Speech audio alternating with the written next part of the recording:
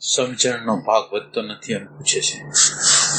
આધ્યાત્મની સાધના કરે છે પણ સમજણનો ભાગ વધતો નથી એવું લાગે છે. એટલે જેટલું આપણે સમજાય છે ને એમ લાગે કે અંશ જેવું લાગે, બુદ્ધિનું અંશ જેવું. પણ કામ તો ઘણું પડેલું છે, તો એ ખાલી એક અંશ બુદ્ધિથી કંઈ ન થાય. કેટલાય અંશ ખુલવા જોઈએ, ખુલતું નથી સમજણ ખુલતી નથી. આગળનો રસ્તો દેખાતો નથી.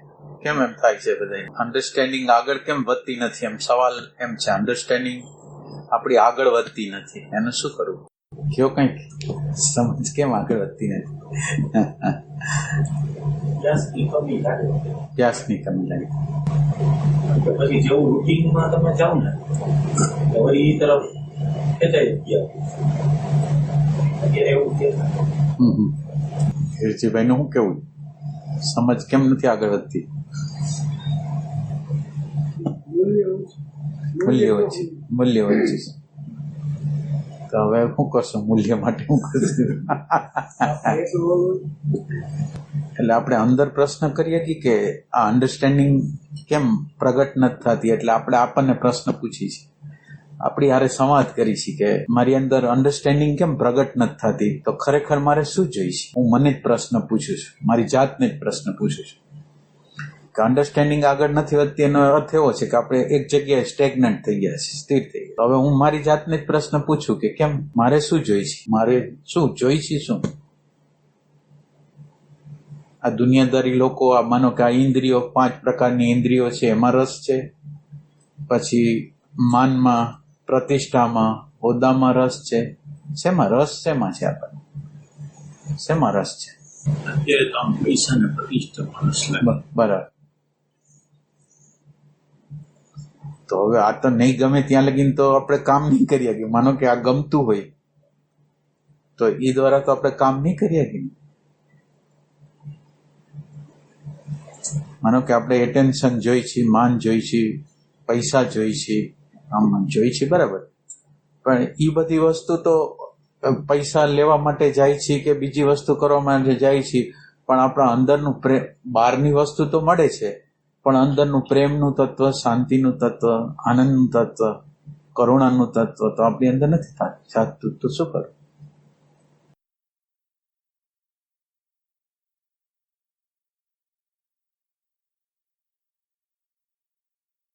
માનો કે આપણી આગળ વેલ્યુ કોની છે? તો શાંતિની છે, પ્રેમની છે. આપણે જેની સાથે આપણે જીવી છીએ એ લોકો આપણાથી સંતુષ્ટ નથી. જે લોકો આપણી હારે જીવે છે એ સંતુષ્ટ નથી. એ સંતુષ્ટ નથી એનો તો વાંધો નહીં, આપણે આપણાથી સંતુષ્ટ નથી. તો હવે એનું શું કરવું? આ પૈસા કોઈ સંતુષ્ટિ નથી આપતું. પૈસા કોઈ સંતુષ્ટિ આપે છે? તમે અત્યારે ઓલા ભાઈ ગુજરી ગયા, સુશાંતભાઈ, શું નામ હતું? સુશાંત. એની આગળ શું, એમાં શું નહોતું? એ ભાઈ આગળ બધી વસ્તુ હતી. તો એને કઈ વસ્તુએ એને આપઘાત કરાવ્યો? કઈ વસ્તુએ? જે વસ્તુએ આપઘાત કરાવ્યો એ આપણને કરાવી શકે એમ છે. મન હારેનું તાદાત્મ્ય, મનની કોઈ કામના, મનની કોઈ ઈચ્છા બહારના જગતની. એટલે બહારના જગત માટેનું માનો કે બહારનું મટીરિયલ બધું તમારી આગળ પડેલું છે, તમારી આગળ શાંતિ નથી, તમારી આગળ પ્રેમ નથી, તો શું કરું? એટલે આપણને વિચાર નથી થતો કે આ કઈક મહત્વની ઘટના છે. એ રિલેશનશીપ છે. જે રિલેશનશીપમાં આપણે રહી છીએ એ રિલેશનશીપની અંદર આપણે સંતુષ્ટિ આપી છે સામેવાળાને. આપણે એટલા બધા અંદરથી જડ થઈ ગયેલા વ્યક્તિઓ છીએ ને, આપણી જડતા એટલી બધી સોલિડ જડતા છે ને કે આપણી હારે રહેતા વ્યક્તિને નાના સરખા અંશમાં ઓળખતા નથી, એની ઈચ્છાઓને જાણતા નથી. એવી આપણી અંદરની હાલત છે. એટલે હાવ બ્લાઇન્ડ છે. હવે આ બ્લાઇન્ડનેસમાં શું કરવું? હવે આપણે માનો કે પૈસાને પસંદ કરી, બીજાને પસંદ કરી, તો આપણે આનંદને જતો કરશું, સમજને જતું કરશું, કરુણાને જતું કરશું. આ દુનિયાની જે સ્થિતિ છે, વ્યક્તિગત રીતે, વ્યક્તિગત જીવનની અંદર સંઘર્ષ અને સામૂહિક દેશની રીતે પણ ક્યાંય ચેન નથી. હવે એમાં નાનકડા અંશમાં આપણો જો સહયોગ આ વિશ્વને થાય, એટલે હમણાં કોઈ સ્ટોરી સાંભળતો હતો. એક સ્ટોરી એમ કહેતા કે એક વીજળી પડતી હતી, વીજળી અને એની અંદર નક્કી હતું કે આમાંથી એક જણો આ વીજળીની અંદર જાશે, અને હતા 100 જણા વીજળીની અંદર, 100 જણા હતા. અને કે તો હવે કે આપણે એમ કરી, એક જણો જવાનો છે તો કે એક છે ઈ બહાર જાય અને અંદર આવે ત્યાં સુધીમાં જો વીજળી પડવાની હશે તો પડી જશે એની અંદર. એટલે 1 ગયો 2 ગયો 99 ગયા કાંઈ ન થયું. એટલે બધાને એમ થયું કે હવે આ સોમો છે ને હવે ઈ જાશે એટલે ઓને એમ થયું કે હું જ જઈશ. એટલે હવે સોમો બહાર નીકળો અને 99 ઉપર વીજળી પડી, સમજો. એટલે એકને લીધે ઈ લોકો બચી જતા હતા.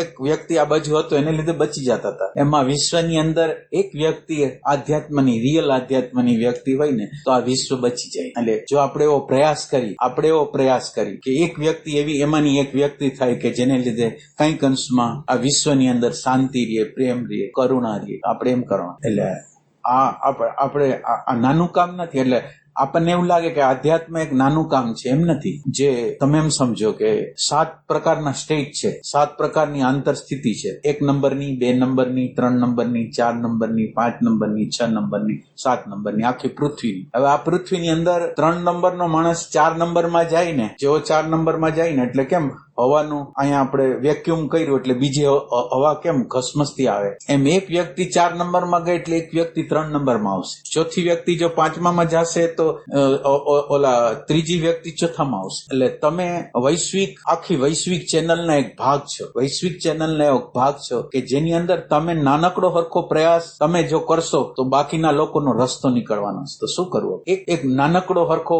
પ્રેમનો દીવો, આનંદનો દીવો આપણી અંદર પ્રગટ કરશો તો આ વિશ્વની અંદર શાંતિ રહેશે, આનંદ રહેશે. આપણા એક વ્યક્તિ દ્વારા શું કરવું? એટલે આપણને એવું લાગે કે આપણી આધ્યાત્મિકતાથી શું થવાનું?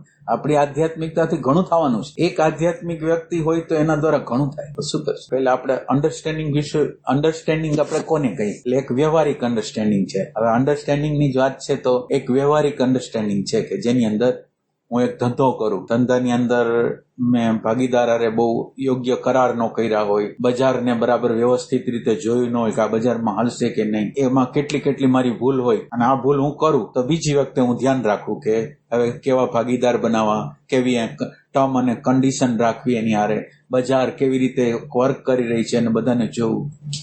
આપણે કરી છે કે નથી કરતા? શું કરી છે આપણે કોઈ ધંધો કરતા હોય? એટલે આ વ્યવહારિક સમજ શું કરે છે કે તમને બીજી વખત વ્યવહારની ભૂલ કરતા અટકાવે છે. અને આને આપણે લોકો સમજ કહી છે. અને આ સમજ આવે છે એ ભૂતકાળમાંથી આવે છે. એટલે આ એક પ્રકારની સમજ. હવે આ સમજની અંદર બધા કેટલાય લોકો એક્સપર્ટ હોય, જે તે લોકો માનો કે વ્યવહારમાં કોઈ કુશળ હોય, લગ્નમાં કેવી રીતે, મરણમાં કેવી રીતે શું હોય, બધી ઇન્ફોર્મેશન હોય, તો આપણે લોકો એના વખાણ કરી કે આને કેટલી બધી ખબર પડે. એટલે આ એક જ્ઞાન છે કે જે વ્યવહારિક જ્ઞાન છે. અને આપણે બધા લોકો જે પ્રભાવિત છીએ એ વ્યવહારિક જ્ઞાનથી પ્રભાવિત. વ્યવહારનું જ્ઞાન જેટલું આમ નોલેજ, ઇન્ફોર્મેશનનું માળખું જેટલું, અને આને ચોકટનો ગલ્લો કહેવાય. આપણા ગુરજીએફની ભાષામાં એને ચોકટનો ગલ્લો કહેવાય કે એની અંદર જેટલી ઇન્ફોર્મેશન હોય એટલો માણસ પ્રભાવિત હોય. તમે કોઈ હારે વાત કરો નહીં, જુદા વિષયોની વાત કરે તો તમે એનાથી પ્રભાવિત. એટલે આ એક વ્યવહારિક સમજ છે, ચોકટની સમજ છે, ચોકટના ગલ્લાની સમજ છે. તેમાં ઇન્ફોર્મેશન છે, બાકી કાંઈ નથી,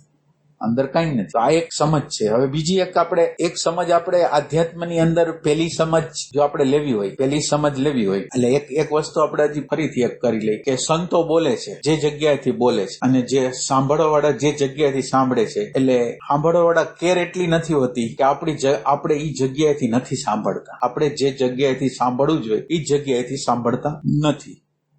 એક વસ્તુ. બીજી વસ્તુ, આપણે સંતોથી પ્રભાવિત છીએ. સંતો જે તે પ્રકારના સંતો હોય એનાથી આપણે પ્રભાવિત છીએ. એટલે પ્રભાવિત છીએ એટલે એના પ્રભાવમાં દબાણમાં આવી ગયા છે. અને પ્રભાવમાં ને દબાણમાં મારી અંતકરણની અવસ્થા ક્યાં છું, હું કેમ છું એ કર્યા વગર સંત બોલ્યા છે ને એ મારા માટે પ્રભાવ થઈ ગયો છે. હવે હું પહોંચી શકું એમ નથી, એ જગ્યાએ હું પહોંચી શકું એમ નથી, અને પહોંચી શકું એમ નથી, અને મારી અંતકરણની સ્થિતિ બહુ ભયંકર ખરાબ છે અંદર, એટલે કાંઈ નથી. અને આ બાજુ ઓલા સંતનું વચન છે. એટલે હવે ઈ સંતના હાયર પ્રકારના વચનને હું વળગી રહું છું, અને ઈ વળગી રહું છું એટલે નથી અહીંનો સંસારનો હરખો રહેતો, નથી આધ્યાત્મનો હરખો રહેતો. એટલે આ એક બીજો પ્રકાર છે કે જેની અંદર લગભગ લોકોની પરિસ્થિતિ હોય, ચાહે કૃષ્ણમૂર્તિથી, ચાહે ઓશોથી, ચાહે કોઈ XYZ જે આપણા આજુબાજુના સંતો હોય એનાથી તમે પ્રભાવિત હો, અને તમારી કેપેસિટી ન હોય.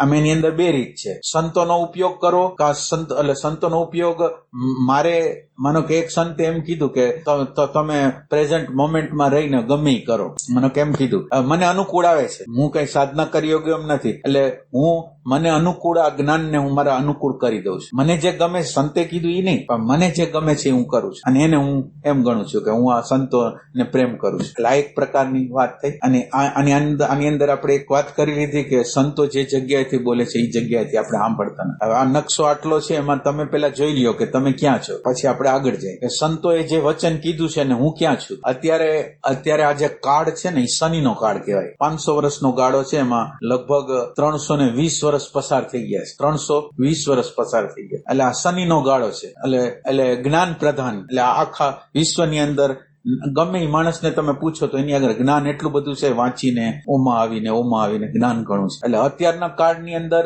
જ્ઞાનની વાત બધા કરશે, અને જ્ઞાનની વાત કરશે. હવે આપણું અંતકરણ આ જ્ઞાનને લાયક છે કે નહીં? તમે વિચાર કરો કે એક હાવ મરુભૂમિ હોય, અને મરુભૂમિની અંદર તમે કોઈ નાખો, અંદર કોઈ અનાજ વાવો તો એ ઉગે? કઈ છે જ નહીં. એટલે આપણી અત્યારની હાલત એવી છે કે અત્યારે બધા જ્ઞાની લોકો થયા, ગુરજેબ થયા, કૃષ્ણમૂર્તિ થયા, આ બધા જ્ઞાની લોકો પ્રગટ થયા. હવે જ્ઞાની લોકો પ્રગટ થયા અને હું કઈ જગ્યાએ છે તો કે મારું ઇમોશન ખુલ્લું નથી, મારી એટેન્શનની ક્વોલિટી બરાબર નથી. હવે હું આ જ્ઞાન આગળ પહોંચી કેવી રીતે શકું? એટલે હવે થયું એવું કે જ્ઞાન આપણે સાંભળી છે ને આપણું લેવલ ઓફ બિંગ બહુ ડાઉન છે. એટલે લેવલ ઓફ બિંગ હાવ નીચું છે. એટલે અત્યારે તમે જો આમ સાચી રીતે તમે જો કોઈને ગોતવા જાવ તો ઇમોશનલ લોકો તમને કરોડોમાં કોક મળે. ઇમોશનલ લોકો જે કહેવાય ને, ખાલી ઇમોશનલ. એટલે ઇમોશનલ ની અંદર આપણે રિયલ ઇમોશનલ નથી કહેતા, ખાલી લાગણીના આવેશની અંદર એનો ધનની પરવા ન કરે, આ આવેગ હોય, લાગણીનો આવેગ હોય, શરીરની પરવા ન કરે એવો વ્યક્તિ તમારે ગોતવો અઘરો. લાગણી વાળો વ્યક્તિ જોઈશે. એ જેના પ્રત્યે લાગણી મિત્ર છે, એના પ્રત્યે લાગણી છે તો ગમે કરવા તૈયાર હોય. કેલ્ક્યુલેશન વાળાની વાત નથી કરતા. કેલ્ક્યુલેશન વાળા તો એવા હોય કે આ મને ફાયદો કેટલો કરશે એટલે જ આતા હોય, પણ એવા ઇમોશનલ લોકો અત્યારે જડે ને.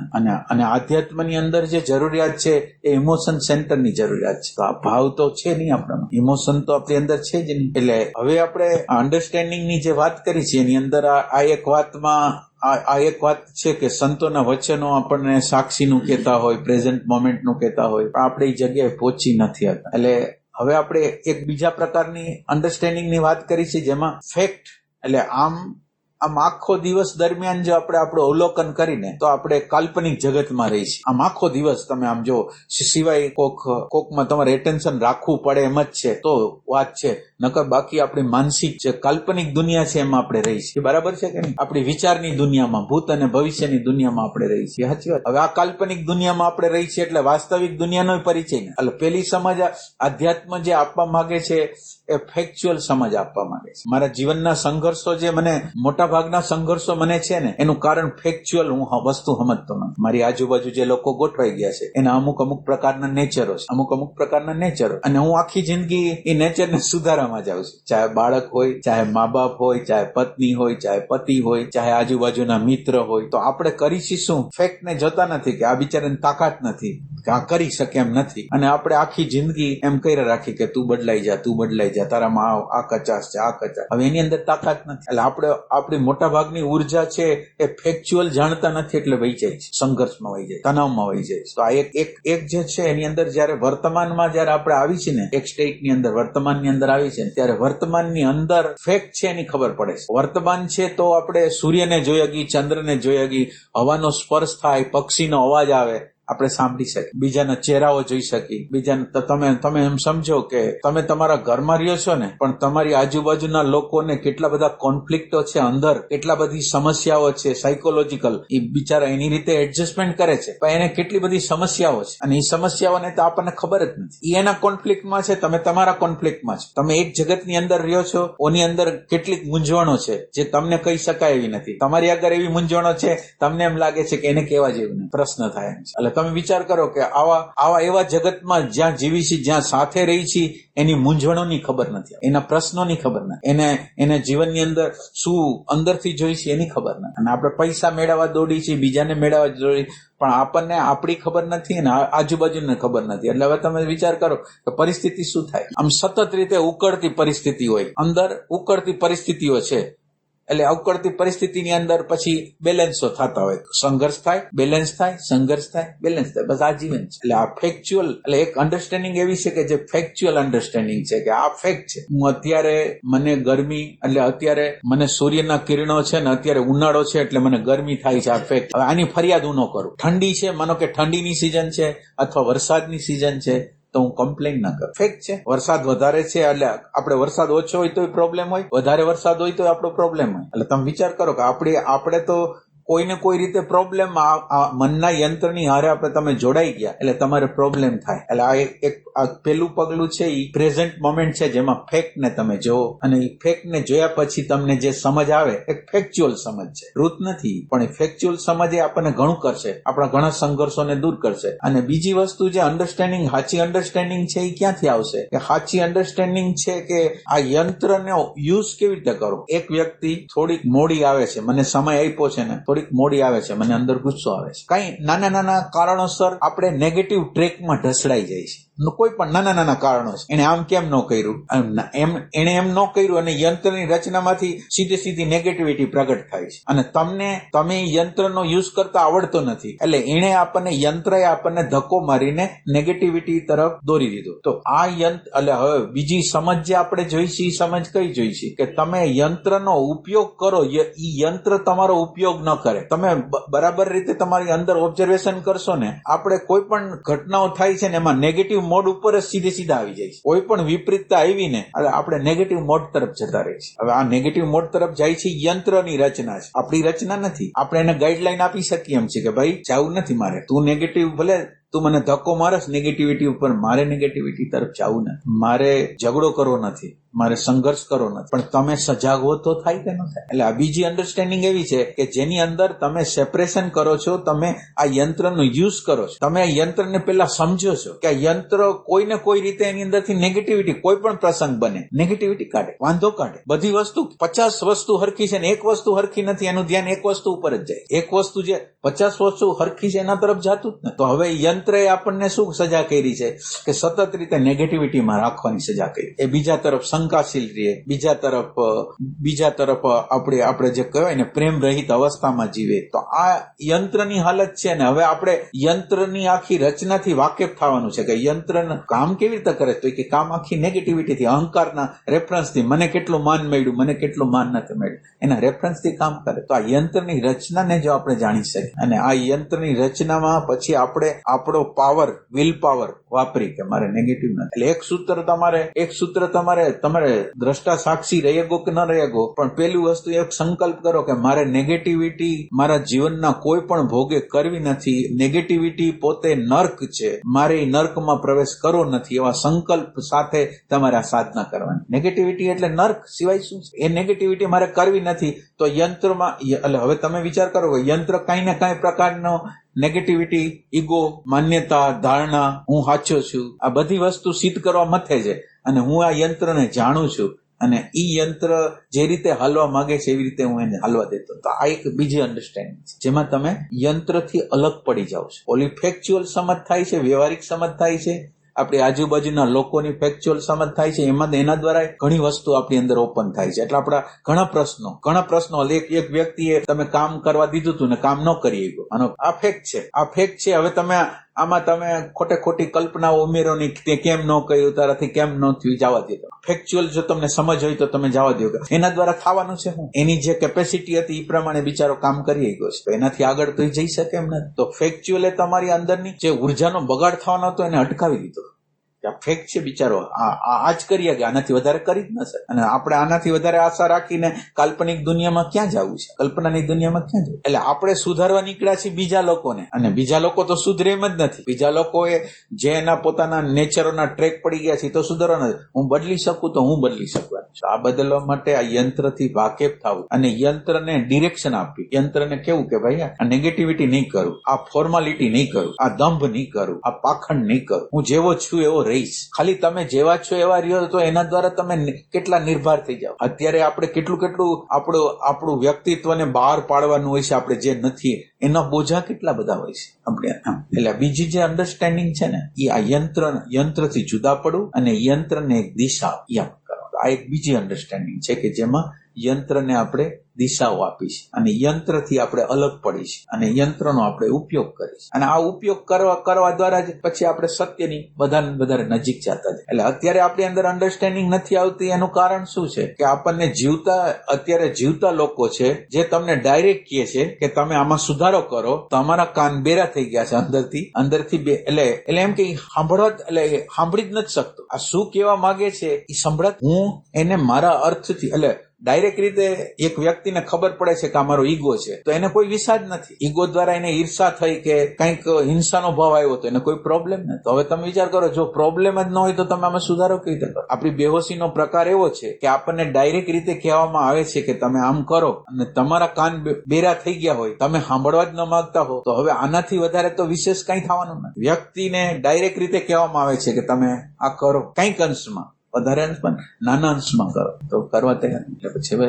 શું કરું? હવે અંદરનો પ્રેમ ન હોય તો સમજ કેવી રીતે ઊભી થાય? મને અંદર જે ક્રોધ થાય છે, લોભ થાય છે, બફર બનાવું છું, નેગેટિવિટી કરું છું અને મને કોઈ વિષાદ નથી, તો કામ કેવી રીતે? અન્ડરસ્ટેન્ડિંગ કેવી રીતે આવશે? અન્ડરસ્ટેન્ડિંગ તો આ અસહ્ય થાય ને, આ નેગેટિવિટી, અહંકાર, માન્યતા, ધારણા મને પોસાય નહીં તો હું કામ કરી શકું. હવે આ એમ છે ખરું આપણે? તો કેવી રીતે થાય કામ? એટલે અન્ડરસ્ટેન્ડિંગ પ્રગટ થાય છે અંદરના હોવાપણાને આપણે પ્રગટ કરીને. અંદરનું હોવાપણું, આ ડેટા નહીં, સ્મૃતિ નહીં, સંસ્કાર નહીં, પણ આપણું અંદરનું હોવાપણું જેટલું પ્રગટ થઈ શકે એટલા. અને આ શરીર ભલે હોય તો ભલે યંત્ર છે. આપણે કેમ કોક બસમાં બેઠા હોય, ગાડીમાં બેઠા હોય, એવી રીતે આ શરીરના યંત્રની અંદર, મનના યંત્રની અંદર, બુદ્ધિના યંત્રની અંદર આપણે બેઠેલા છીએ. આપણે આનો યુઝ કરવાનો છે. એ આપણો યુઝ ન કરે એ આપણે જો. આ અન્ડરસ્ટેન્ડિંગ છે. આ અન્ડરસ્ટેન્ડિંગ આપણી અંદર જુદાઈની અન્ડરસ્ટેન્ડિંગ નહીં આવે. આપણાથી વિચાર જુદો છે એવું આપણને અનુભવમાં નહીં આવે. ત્યાં લગીને આપણે કામ કેવી રીતે કરી શકશું? એને દિશા કેવી રીતે આપીએ? અને જીવનનું મૂલ્ય તમે હાવ ફોર્મલ રાખ્યું હોય, હાવ દાંભિક રાખ્યું હોય, હાવ જુઠ્ઠાણા ભરેલું રાખ્યું હોય, એની અંદર તો આધ્યાત્મ કેવી રીતે ખીલશે? તમે જે જીવન હવાથી હાન લગીનનું જીવન જીવો છો, એટલે એ આખી વસ્તુ ફોલ્સ જ છે. કોઈ પ્રેમ નથી, કોઈ ભાવ નથી. હવે આવું જીવન હોય ને આપણે આધ્યાત્મિકતા જોતી હોય તો મળે એવું ને. એટલે અન્ડરસ્ટેન્ડિંગ મેળવવા માટે અંદરનું હોવાપણું પ્રગટ કરવું જોઈએ. અંદરનું હોવાપણું પ્રગટ ન થાય ત્યાં લગીને આપણે અંદર બેચેની. આપણે આટલા વર્ષથી છીએ પણ આપણે એમ કહી શકીએ કે આપણે એક દ્રષ્ટા અને દ્રશ્ય, એક યંત્ર છે ને એક યંત્રનો હલાવનારો છે. યંત્રના હલાવનારને કોઈ દી એના તરફ નજર કરી? જે યંત્રને હલાવે છે એના તરફ કોઈ દી નજર કરી? આટલા વર્ષની સાધના છે. આપણે કોઈ પ્રેમથી કોઈ દી પોકાર કર્યો એનો કે આ યંત્રને હલાવે છે એને જાણવો છે મારે, એવો પોકાર કર્યો? આપણે અંદરથી પોકાર કર્યો? કરી છે પોકાર? આપણી નીડ છે, આપણી જરૂરિયાત છે. ભૌતિક વસ્તુ આપણી જરૂરિયાત વગર પ્રગટ નથી થતી. તો આ જે અસ્તિત્વ છે એ પ્રગટ એમને થઈ જશે આપણા ભાવ વગર. શું કરશું? કંઈક તો બદલાવટ અંદર લઈ આવવી પડશે ને. આપણે કંઈક અંદર તો બદલાવટ, આપણા અંદરના વેલ્યુ બદલાવવા પડશે કે નહીં? શાંતિનું, પ્રેમનું, આનંદનું, સમજણનું વેલ્યુ. અને એ પોતે જ એવું છે કે જે તમને અમાપ ખુશી આપશે. તમને તો આપશે, તમારી આજુબાજુના લોકોને આપશે. એ આપણે નથી કરવું. જે અત્યારે જે સ્થિતિમાં આપણે મનની સાથે જે જીવી છે ને એ આપણને સુખ નથી આપતું, સામેવાળાને સુખ નથી આપતું.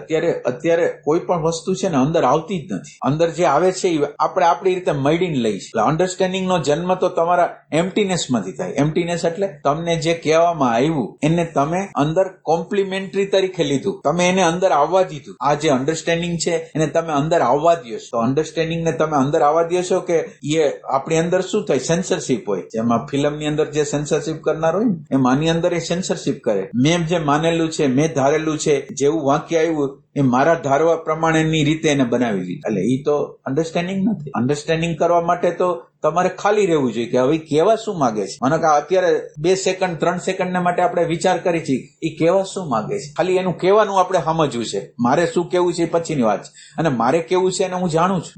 મારે કેવું છે એને તો હું પોતે જાણું જ છું. હું જે જાણતો નથી સામેવાળા લોકોને જાણતો નથી. તો સામેવાળા લોકોને હું સાંભળી શકું? એ જે રીતે બોલે છે, જે ટોનથી બોલે છે, જે અંદરના હૃદયના દર્દથી બોલે છે, હૃદયની ખુશીથી બોલે છે, એને મારે સાંભળવું. શું કરશું? આમાં કઈ પ્રશ્ન છે? આ ગમે એમ કરીને તમારા શરીર, મન, બુદ્ધિથી જુદા ન પડો ત્યાં લગી જ્ઞાનનો જન્મ અન્ડરસ્ટેન્ડિંગનો જન્મ નહીં થાય ને નહીં થાય.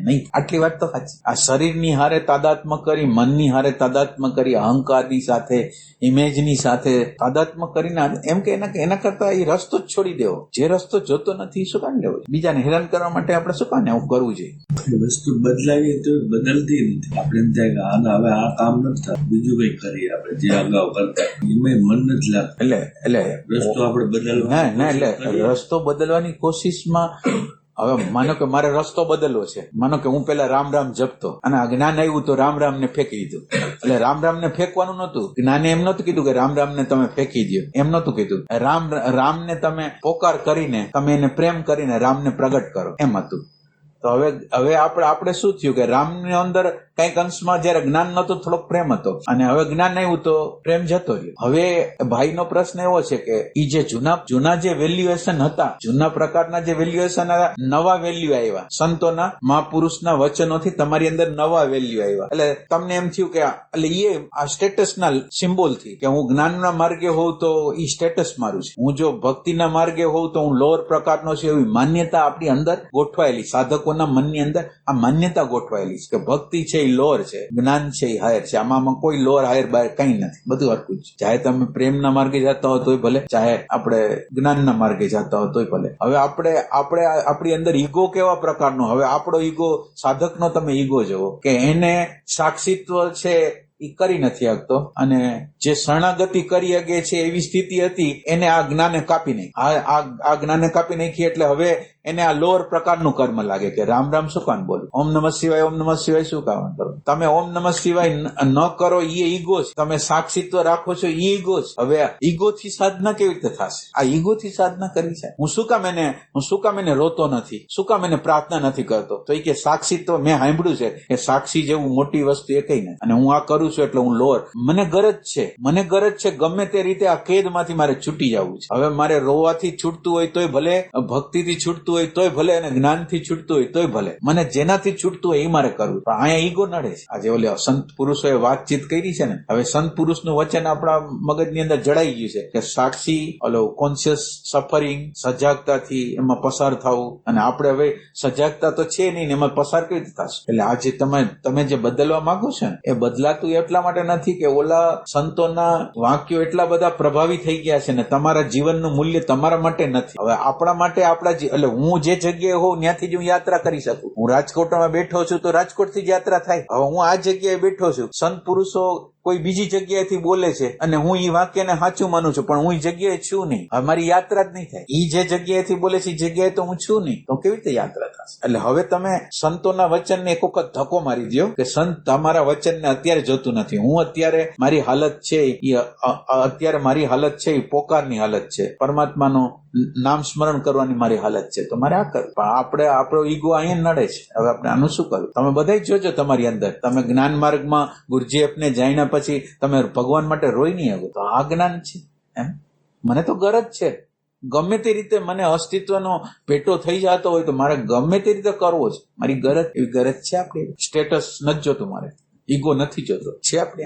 અને જ્ઞાનના થોથા ભરીને ક્યાં જવું છે? તમે જ્ઞાન ગમે એટલું જાણો છો, તમને આખા વિશ્વના નકશાની ખબર છે, તમે નાનકડું હરખું માનવતાનું પગલું નથી ભર્યા. નાનકડું હરખું માનવતાનું એક વ્યક્તિનું હાસ્ય આપણે આપી નથી શકતા, એક વ્યક્તિને આપણે સુખ આપી નથી શકતા, તો એને શું કરવું છે? આ જ્ઞાનને શું કરવું છે? આપણી આજુબાજુના લોકો આપણાથી દુઃખી છે, ખબર હોય ન હોય, આ રિયાલિટી છે. આમાં કઈ પ્રશ્ન છે? તમને કઈ પ્રશ્ન કરો કઈક અંદરથી.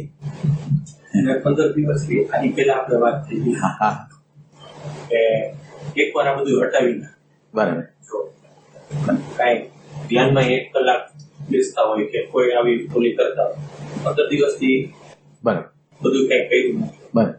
પણ હા, એટલે એનાથી રિયાલિટી જે છે એ તરફ આમ નજર થોડી જાય. બરાબર. એવું થાય છે. છેલ્લા 15 દિવસથી કોઈ કોમેન્ટ્રી નથી સાંભળી. બરાબર. કોઈ બીજું કોઈ નહીં. બરાબર. એટલે શું કામ ન સાંભળી તમે? આપણે 2 રવિવાર પહેલા એના ઉપર વાત થઈ હતી. હા કે ભાઈ જો અત્યારે એમ કે જો એ સાંભળો એટલે આ એક લેબલ જે માથે આવી ગયું છે, હું સત્સંગી છું કે હું આ સાંભળું છું, એ હટાવીને એકવાર ફેસ ટુ ફેસ આવું એટલે ઈ એના માટે એટલે ફેસ ટુ ફેસ આવવા માટે તમે માનો કે કોઈ સત્સંગને છોડી દેશો, ધ્યાનને છોડી દેશો, તો આ સંસારનો પ્રભાવ તો બહુ હાવી થાય. ઈ તાપ કેવો છે ઈ જોવા માટે કે આમાં હું પાંગડો પણ એમ નહીં, આ ખાલી તમારે કરવાનું શું છે? તમે સાંભળતા હોય તો સાંભળવાનું છે, એટલે તમને ખબર નથી, પછી તમને માથા ઉપર શું કામ લેવાની જરૂર છે? માનો કે એ લોકો જે રીતે કહે છે